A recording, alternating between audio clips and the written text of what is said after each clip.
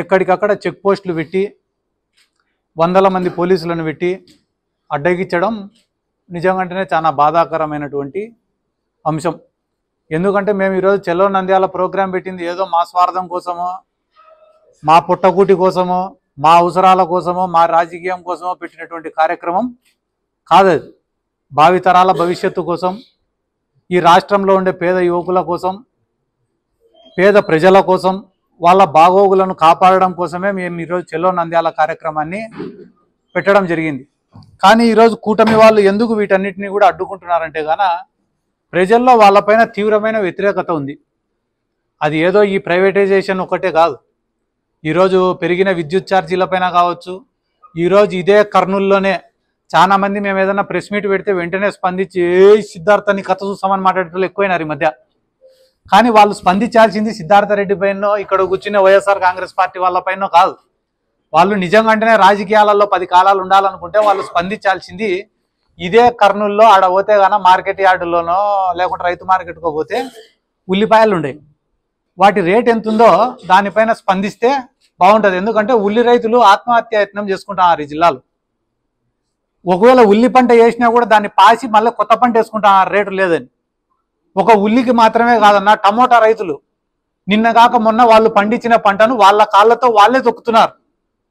ఇక్కడున్న తెలుగుదేశం పార్టీ నాయకులు కానీ, పెద్ద పెద్ద బడా నాయకులు కానీ, చోటా నాయకులు కానీ అందరు కూడా దానిపైన స్పందిస్తే ప్రజలు హర్షిస్తారు. ఈరోజు మేము ఎందుకు ఈ చలో నంద్యాల కార్యక్రమం పెట్టినామంటే గాన కేవలం వైఎస్ఆర్ కాంగ్రెస్ పార్టీనో ఇక్కడ ఉండే నాయకుల అవసరమో కాదు దీన్ని అడ్డుకోవడం.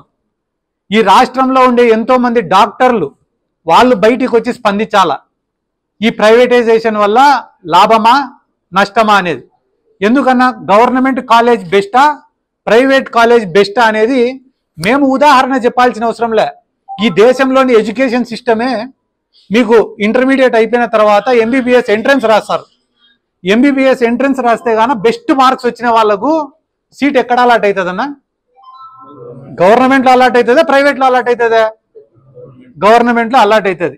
ఎవరికైనా తక్కువ మార్కులు వస్తేనో, మెరిట్ అంతగా లేకపోతేనో, ఫైనల్గా మిగిలిపోయిన కాలేజీలు ఏమైనా ప్రైవేట్ కాలేజీలలో ఉంటే దాంట్లో సీట్ వస్తుంది కౌన్సిలింగ్లో.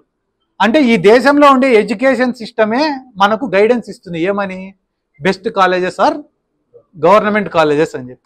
అటువంటి గవర్నమెంట్ కాలేజెస్ని నిర్వీర్యం చేసి ప్రైవేట్ పరం చేయాలని అనుకోవడం ఎంతవరకు న్యాయం? లేదు, మేము ది బెస్ట్ ఇన్ఫ్రాస్ట్రక్చర్ ఇవ్వాలనుకుంటున్నాం, అందుకనే ప్రైవేట్ పరం చేయాలని అనుకుంటున్నాం అని అంటున్నారు కొంతమంది. అంటే వీళ్ళు చెప్పే మాట ఏంది, ఈ రాష్ట్రంలో కాలేజీలను డెవలప్ చేయాలన్నా, హాస్పిటల్లను డెవలప్ చేయాలన్నా అది ప్రైవేట్ వాళ్ళతో అవుతుంది తప్ప మా గవర్నమెంట్ చేతుల్లో ఏం లేదని చెప్పి చేతులు ఎత్తేసినారా? మా గవర్నమెంట్ కాడ రూపాయి డబ్బు లేదు, మేము ఏమీ చేయలేమని చెప్పి మీరు చేతులు ఎత్తేసింటే ఆ మాట ఒప్పుకొని ప్రైవేట్ వాళ్లకు ఇవ్వండి, మాకు కూడా సంతోషమే. కానీ ఓ పక్క మీ ప్రభుత్వం గురించి డబ్బాలు చెప్పుకుంటా, మీ ప్రభుత్వాన్ని మించిన ప్రభుత్వమే లేదని చెప్పుకుంటా, 1 సంవత్సరం రూపాయలనే 2 లక్షల కోట్లు అప్పులు చేసి ఈరోజు కనీసం 4,000 కోట్లు గవర్నమెంట్ కాలేజీల నిర్మాణానికి పెట్టేదానికి మీ దగ్గర లేదంటే నమ్మేవాడు ఈ రాష్ట్రంలో ఎవరు లేరు. ఎందుకంటే ఇక్కడనే మన కర్నూలు జిల్లాలో కర్నూలు మెడికల్ కాలేజ్ ఉంది. మా తల్లి కూడా అదే కర్నూలు మెడికల్ కాలేజ్లో చదివింది. ఫ్రీ సీటు, కొనుక్కునే సీటు కాదు, ఫ్రీ సీటు. మా తల్లి ఇదే కర్నూలు మెడికల్ కాలేజ్లో. ఈ కర్నూలు మెడికల్ కాలేజ్కి ఒక చరిత్ర. ఏంది చరిత్ర అంటే, పక్కనున్న మహబూబ్ నగర్ జిల్లాలో కానీ, అంటే తెలంగాణ ఈ పక్కనున్న కర్ణాటకలో కానీ, లేకుంటే ఆ పక్కనున్న అనంతపురం జిల్లాలో కానీ ఎక్కడ పేదవాళ్ళు ఉన్నా కూడా సకాలంలో వైద్యం ఎక్కడ చేయించుకోవాలా అనే ఒక ఆలోచన వాళ్ళ మైండ్కి వస్తే వాళ్ళకి ఫస్ట్ గుర్తొచ్చేది కర్నూలు మెడికల్ కాలేజ్. అటువంటి గొప్ప హిస్టరీ ఉన్న కాలేజీలు మనం గుర్తుపెట్టుకోవాలి. కాబట్టి వీళ్ళందరూ ఏమి ఇప్పుడు వ్యాపారం చేయాలా? ఏనా వ్యాపారం చేసి డబ్బు సంపాదించుకోవాలి. మా సుధీర్ అన్న చెప్పినాడు ఏమని, 22 మెడికల్ కాలేజీలు ఆ రోజు పర్మిషన్ ఇచ్చినాడు చంద్రబాబు నాయుడు అని. ఆ 22 మెడికల్ కాలేజీలు కూడా ప్రైవేటు ఎవరికి ఇచ్చినాడన్నా? వాళ్ళ బంధువులకు, వాళ్ళ అనుచరులకు, వాళ్ళ నాయకులకు, వాళ్ళకే ఇచ్చినాడు, వేరే వాళ్ళకి ఎవరికి ఇలా. అదే రకంగా రేపు కూడా ఒక 4 టెండర్లకు పిలిచినాడు కదా నిన్న, అవి కూడా ఎవరికి ఇస్తాడు తెలుసా?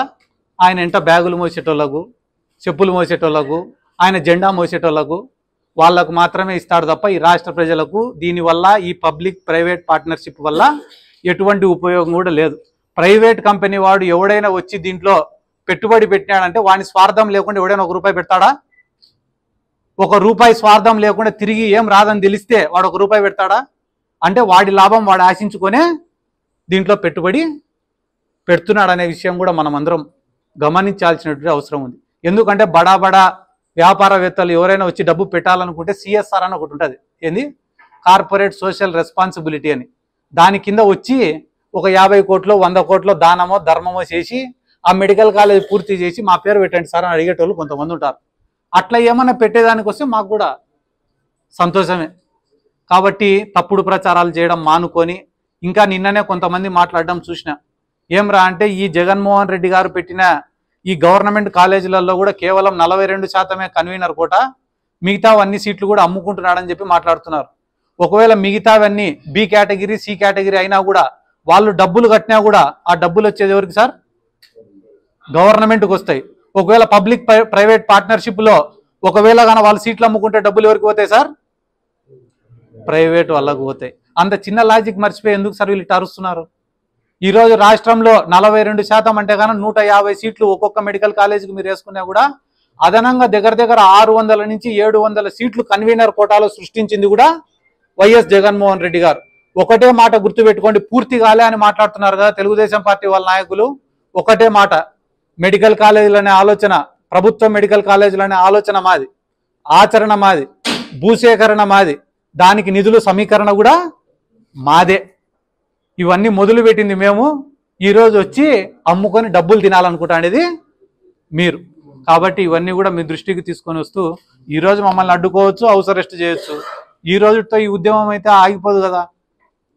ఈరోజు ఒక్క పిలుపుకే దాదాపుగా 1000-2000 మంది స్వచ్ఛందంగా విద్యార్థులు గదిలో వచ్చినారు. అడుగడుగున ఇన్ని బ్యారికేడ్లు ఇన్ని పోలీసులను పెట్టినారంటేనే ఎంత స్పందన వచ్చిందనేది వాళ్ళే ఆలోచన చేసుకోవాలని చెప్పి ఈ సందర్భంగా కూడా నేను తెలియజేసుకుంటూ